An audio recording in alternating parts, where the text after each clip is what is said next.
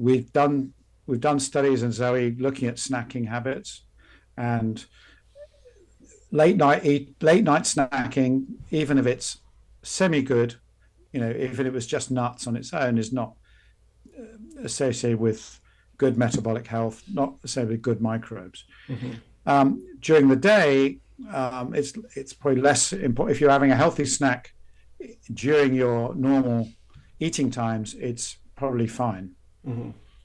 So I think it's a nuanced answer here that. But if you're eating unhealthy snacks, and most snacks, 80% of snacks are ultra processed, and these protein bars we're seeing now, they're just dreadful.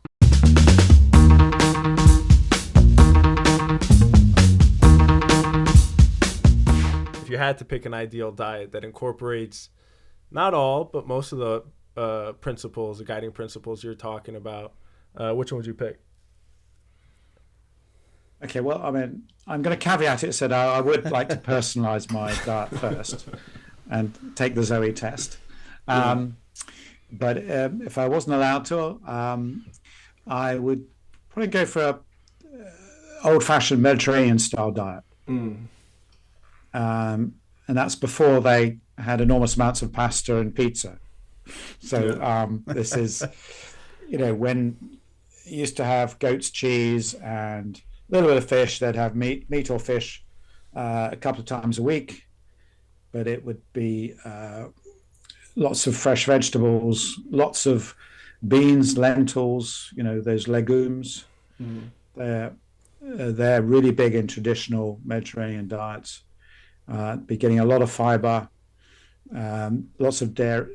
Dairy would be quite a big thing in that, a lot of it fermented. And they get lots of nuts and seeds, and the whole thing washed down with lots of olive oil, which we think has been shown in a number of studies now. Nuts, seeds, olive oil is a really good core to the diet, and much better than vegetable oils or coconut oils or peanut oils or anything else that's being used at the moment. So and even they seem to survive with a glass of red wine as well. So that's why I like it.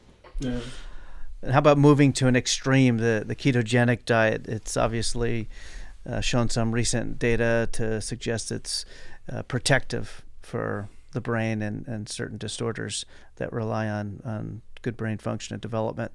Can you comment on that as in respect to the microbiome?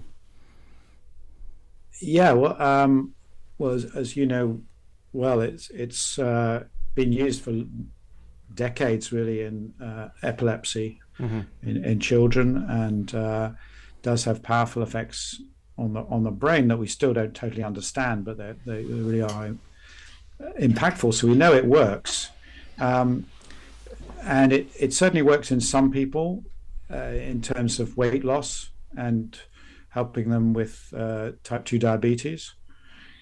Now, for most people, though, having a diet that's 70% fat is virtually impossible to maintain for long periods of time.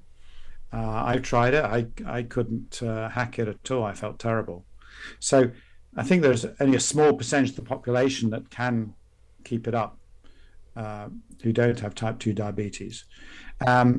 Those people who do like it, they're very like religious zealots going around saying how everyone should convert to it. But my problem is, after that initial phase of maybe some weight loss and feeling better, you're just hurting your gut, because you're starving your gut microbes, because there's very little in the ketogenic diet that is good for your microbial health, because fiber is very low in that group. They often get constipation and gut disorders.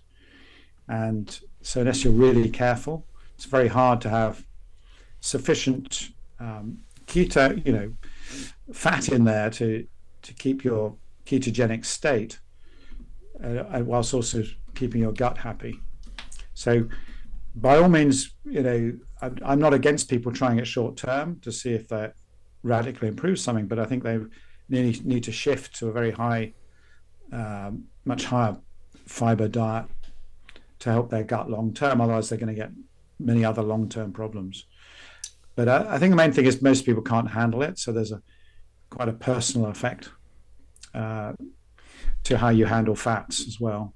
As you know, as we discovered in our PREDICT studies, if there's a tenfold difference in how we all respond to fats, then it's logical that you might find some people get on with these diets, right? But most of us probably can't. So it should stay as a niche diet, not mainstream. Now, what about snacking? Is this, I've read your book. Kev's also gone over your book, so we know how you feel about certain topics. Are you willing to universalize the idea of maybe cutting back on snacking, or do you think that's a little bit more personalized as well? Well, it sort of depends. There's healthy snacking and there's unhealthy snacking, isn't there? So, what you're smiling? So, what's your go-to snack? Trail mix. Trail mix without any of the chocolate in it, of course. Well, what is that? That's again, a lot there of are healthy nuts. trail mixes and they're unhealthy. Some of them have lots of dried fruit in it, and raisin sultanas, which can be quite sugary. Yeah. So it can be quite sweet in some of them. And so if you're having those late at night, you say 10 o'clock in the night, you feel a bit hungry, you have that. That's not going to be good for you.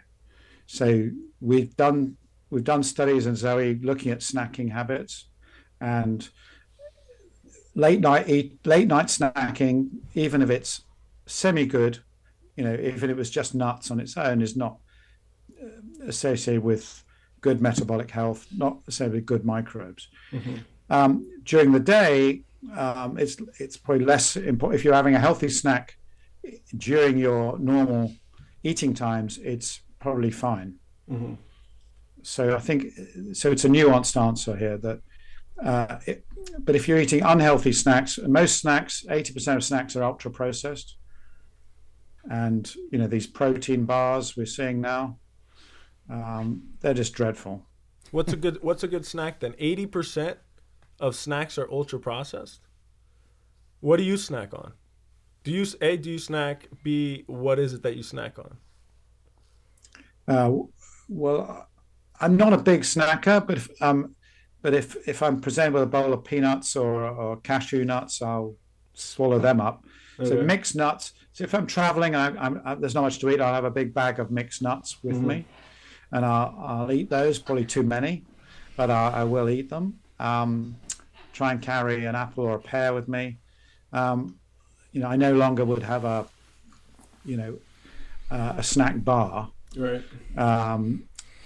None of them really are healthy, and although they promise all kinds of things on the label, high protein and low calorie and energy giving and full of vitamins, they're all bad.